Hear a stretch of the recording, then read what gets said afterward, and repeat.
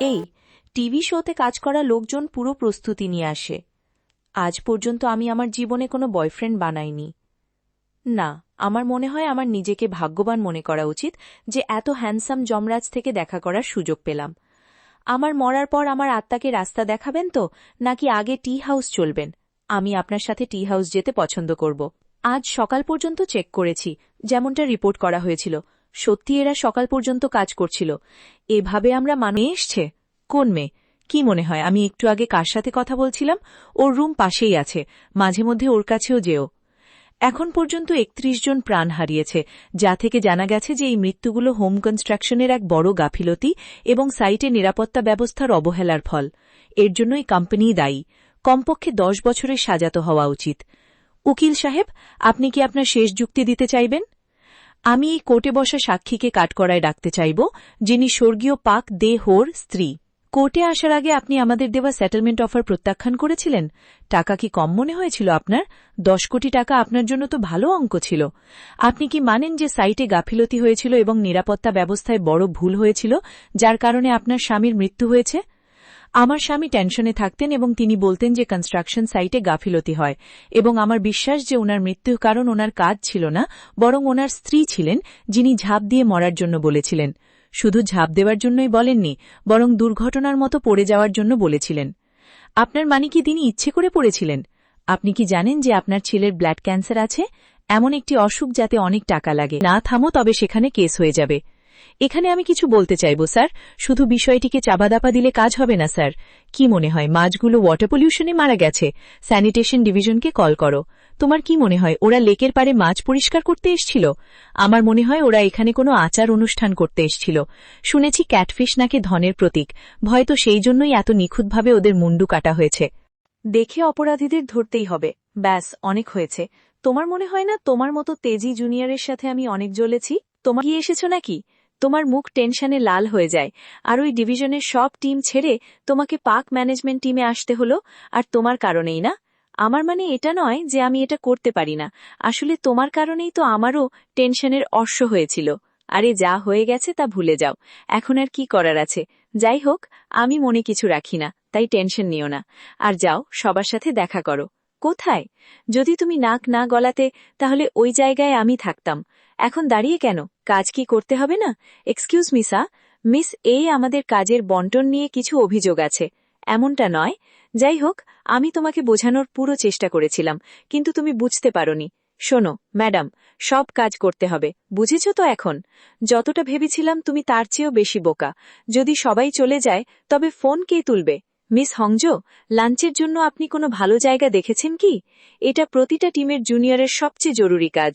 আমি ৩০টি সব থেকে নামী রেস্টুরেন্টের লিস্ট বানিয়েছি। ১ নম্বরে আছে, দ্বিতীয়টি হল ইসি অন জেনারেল জাম্বো, তৃতীয়টি ৫০ বছরের ঐতিহ্য হ্যাম হু, এবং ৪ নম্বরে স্পাইসি রোজ তাব্বুকি। আপনি কোনটাতে যেতে চাইবেন? আমার ক্যাফেটেরিয়ার প্রতিদিন বদলে যাওয়া ব্যালেন্সড খাবার পছন্দ। আরে এমনটা চলবে না। আমি কোনো দাপুটে বস নই যে নিজের এমপ্লয়িকে জোর করে নিজের সাথে ক্যাফেটেরিয়াতে নিয়ে যাব। বিশেষ করে তখন তো একেবারেই নয়, যখন সে জানে যে এমপ্লয়ি অন্য কোথাও খেতে চায়। আমি নেক্সট জেনারেশনের স্বাধীনতাকে সমর্থন করি, কারণ আমি বিন্দাস এবং জওয়ান। খিদে পেয়েছে। আর যারা সিটি হলের লুক প্রিটি বয়কে শটে প্রভু বলে, এই ধরনের লুক আমি কারোর দেখিনি। একেই স্বপ্নের রাজকুমার বলে। এখানে কাজ করার সব থেকে বড় ফায়দা আছে। ভালো হয়েছে আমি পাবলিক অফিসিয়াল হওয়ার সিদ্ধান্ত নিয়েছি। হা, এই ওকালতি করার সব সময় বোরিং কাজ ছিল। এখন আর মন বসে না আমার এই কাজে। আপাতত আমার শুধু সান্ত্বনার প্রয়োজন। গিয়ে আগে নিজের হাত কেন ধুয়ে নিচ্ছ না? রক্তের চেয়ে সাবানের সুগন্ধ বেশি পছন্দ? আমার ছেলের কেসে কি করবেন? আমি অনেকবার কমপ্লেন করেছি, এই অভিশপ্ত বাড়িটাকে ওখান থেকে সরিয়ে দিন, কিন্তু আপনারা আমার একটি কথাও শোনেননি। আপনার ছেলের খবর শুনে আমাদেরও বড় ধাক্কা লেগেছে স্যার। আমাদেরও খুব আফসোস হচ্ছে। আফসোস? এত কিছু পড়ার পর আফসোস দেখাচ্ছ? দেখুন স্যার, ভাঙা বা সরানো আমাদের ডিভিশনের কাজ নয়, এটি কনস্ট্রাকশন ডিভিশনের কাজ। এখনই করো। শুনতে চাইছে না। ফোন না করলে আমি এখান থেকে যাব না। আমি করব। এই মন্দিরের অংশ মনে করা হয়, তার চারপাশের জায়গা আমার আন্ডারে আসে। খুব ভালো এবং দায়িত্বর সাথে কাজ করে। জেলা অফিসেও এটি এই জন্যই বিখ্যাত ছিল। এর নাম ছিল কুইন অফ কমপ্লেন্ট। তুমি নির্ঘাত আমি তোমাকে এই পর্যন্তই ছাড়তে পারি। এই সব ভুতুরে জিনিস থেকে আমি দূরেই থাকি। আমার হার্ট দুর্বল। আর হ্যাঁ, সবথেকে জরুরি কথা তো বলাই হয়নি, আমাদের কাছে শুধু একটি রেইনকোট আছে, কিন্তু সব জায়গায় হন্টেড হাউস লেখা আছে। আমি বাড়ি যাওয়ার সময় পাই না, নিজের খেয়াল রাখতে পারি না। আর তুমি বলছো যে আমি মন্দিরের খেয়াল রাখি? ওই পচা ল ফার্মের চাকরি ছেড়ে দাও। অনেক হয়েছে, সীমা ছাড়াচ্ছ। যা হয়ে গেছে সে সম্পর্কে কথা বলে লাভ নেই। আমার বিশ্বাস শিনইউ ওই হন্টেড হাউসের পুরো খেয়াল রাখবে। আর এখন তুমি আমার জন্য একটি ড্রিঙ্ক বানাও। আপনার জন্য ঠিক হবে? আমি 70 বছরের হয়ে গেছি, আর পাঞ্চুনজং বংশে যত পুরুষ আছে তাদের মধ্যে আমি সবথেকে বেশি দিন বাঁচা মানুষ হব।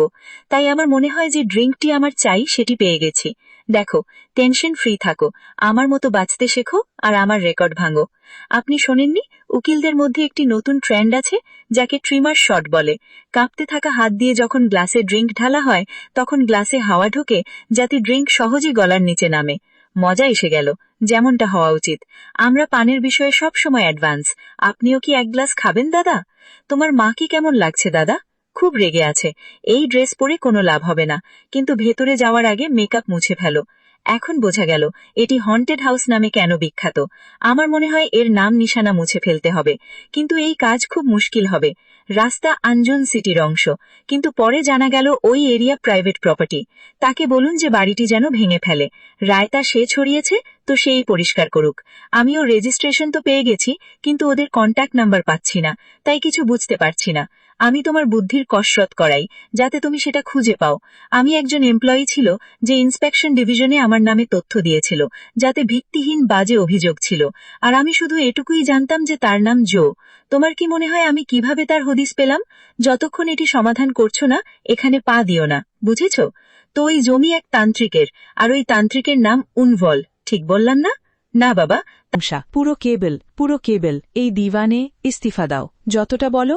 আরে ইয়ার, কি মেয়র সাহেবের ওপর? ঠিক বলেছ।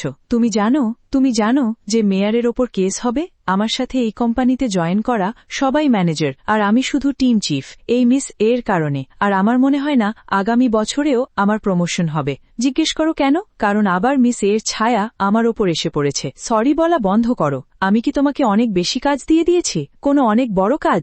আরে আমি কি তোমাকে জমি চাষ করার এর সাথে দেখা করতে হয়? তবে তাকে কোথায় পাওয়া যাবে? হ্যাঁ, প্রায় 2 বছর আগের কথা। আমি শুনেছি কোনো ভালো জায়গায় থাকে, কিন্তু কোথায় আমি জানি না। আরে কোনো জৈন বংশকে জিজ্ঞেস করো, ওরা ওই মন্দিরকে খুব মানে। আমার মনে হয় ওদের মধ্যে কেউ নিশ্চয়ই জানে। আমি জিজ্ঞেস করতে চাইনি, কারণ জংশেন ইউ জানলেও আমাকে বলবে না। আমিও এটা জিজ্ঞেস করতে পারি। লাল হয়ে যায়, কিন্তু আমার মনে হয় না যে এটি বাস হয়েছে। কিন্তু এটি আমার মাথায় কেন এলো না? হয়তো এই কারণেই আমার মুখ লাল দেখাচ্ছে। তারা ছিল না যখন আমি জেলা অফিসে কাজ করছিলাম। তারা তখনও স্লোগান দিচ্ছিল। এবার যখন তারা হলুদ জল ছুড়ল, তখন আমার মনে হয়েছিল পেচ্ছাপ হবে, কিন্তু সেটি এনার্জি ড্রিঙ্ক ছিল। আমার মনে হয় সোডা ছুঁড়েছিল, তার স্বাদও মিষ্টি ছিল। আর হন্টেড হাউসের কথা, সেটি নিয়ে চিন্তা করো না। আপনি কিভাবে জানলেন যে হন্টেড হাউসের দায়িত্ব আমাকে দেওয়া হয়েছে? ভাঙচুর করো। আমার মনে হয়েছিল তোমরা একসাথে ডিনার করছো। প্লিজ। আচ্ছা, সবাই কি ওখানে আছে?